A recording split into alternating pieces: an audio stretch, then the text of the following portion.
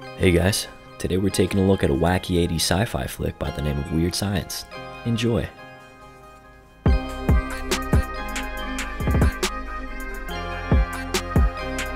She's alive!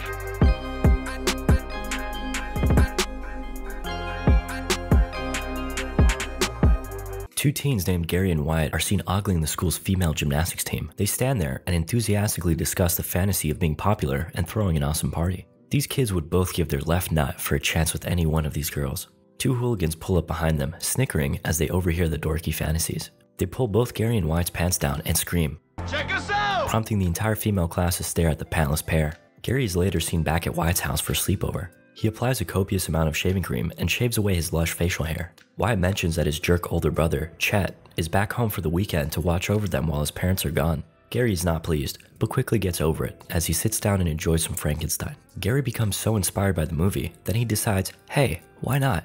We could make ourselves a girl. Wyatt is immediately turned off by the idea of digging up a dead body. Gary assures him that they wouldn't be doing that at all. They could simply use Wyatt's high-tech 80s computer to simulate a girl, so they can talk to her and stuff. Fun. Wyatt gets to work, flexing his computer skills. Things are going swimmingly, but they realize they need more juice to really step up their creation. Wyatt casually hacks into the government and accesses their superior computer power. Now, this part is very important.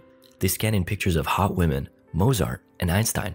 Naturally, all the ingredients you need to create the perfect woman. Now that everything's in the oven, it's time to bake. The boys prepare for their ceremony by chanting ancient mantras and wearing bras on their heads. They proceed to electrocute a dripped out little doll connected to their computer. Red clouds form outside their house and lightning strikes as all hell breaks loose. Things are flying around, dogs are on the ceiling, and the boys are in full panic. The doll has gone missing. Suddenly, their door begins to bend in and out as if taking a breath.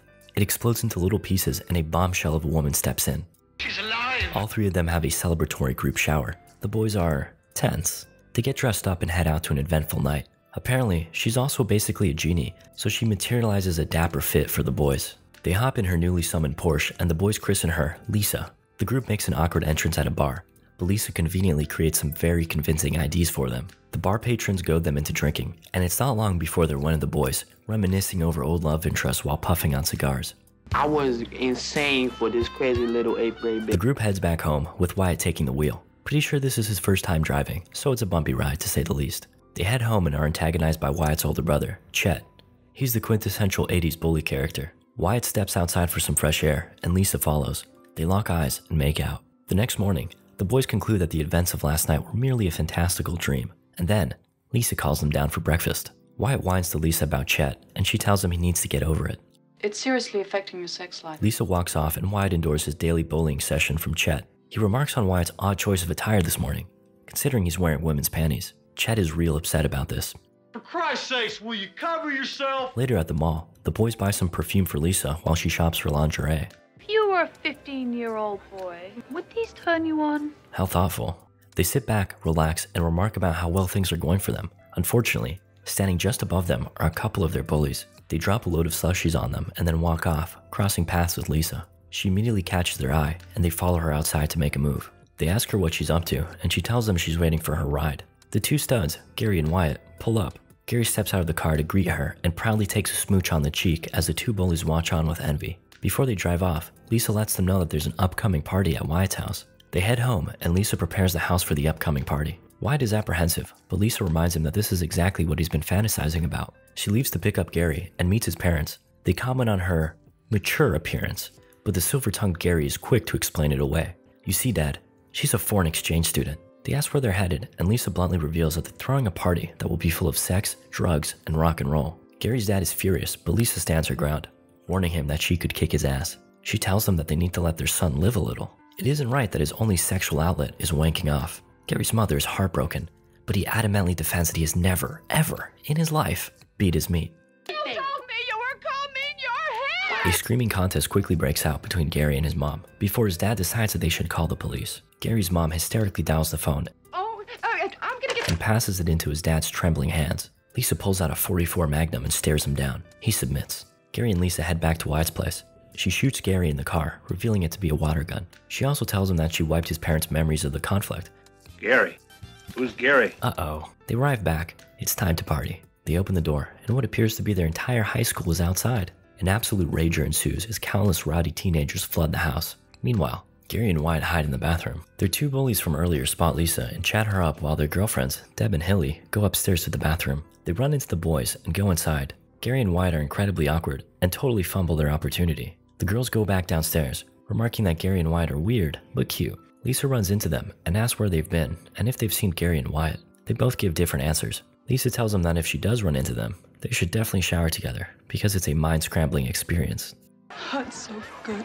We cut to Wyatt's grandparents having a discussion over dinner. His grandmother reflects on the importance of being present in her teenage grandson's life, so they agree to check in on him after dinner. Meanwhile, the bullies are chatting with Gary and Wyatt. They're interested in Lisa and want to crack at her, offering up their girlfriends in exchange. The boys reveal the secret of Lisa's creation and attempt to make a new girl for them, one with especially prominent assets. The ritual is set to begin, and once again, all hell breaks loose as the rules of reality begin to bend.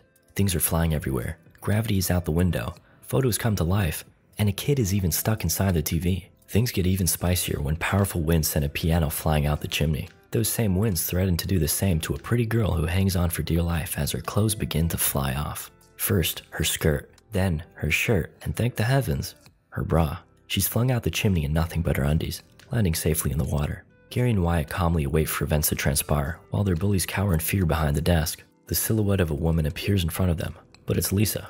She chastises them for showing off and reminds them that people will like them for who they are, not what they can do. Anyway, the ritual failed because the boys forgot to connect the wires to a doll. They were instead left resting on a magazine with a ballistic missile on its cover. Uh-oh. A nuclear warhead pops out from beneath the floor as Wyatt's grandparents make an untimely arrival. They're furious about the party. Lisa tells Wyatt his grandparents are here. Oh boy.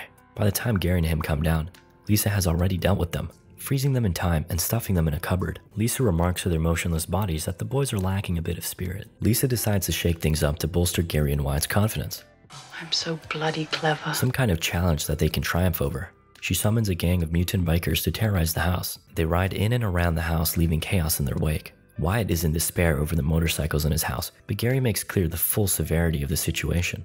Wyatt, there are killer mutants in your house, okay? Mutant bikers torment the guests while Gary and Wyatt hide. They weigh their options. Look, we can deal with shame, okay? Death is a much deeper issue. The mutants tear Wyatt through the wall, and Gary follows. They tease the boys before grabbing Deb and Hilly and holding them hostage. They start to kiss them, prompting the boys to man up and take a stand. Gary tells the head mutant and his stinky friends to kick it, or else. The mutant tries to point a shotgun at Gary, but he parries it and whips out the .44 Magnum from earlier. The mutants release the girls and run off, becoming rather polite in the process. God bless you. Gary commends himself and Wyatt for being heroes while haphazardly waving the gun around, causing everyone to duck. He tells Wyatt to relax, since it's just a water gun.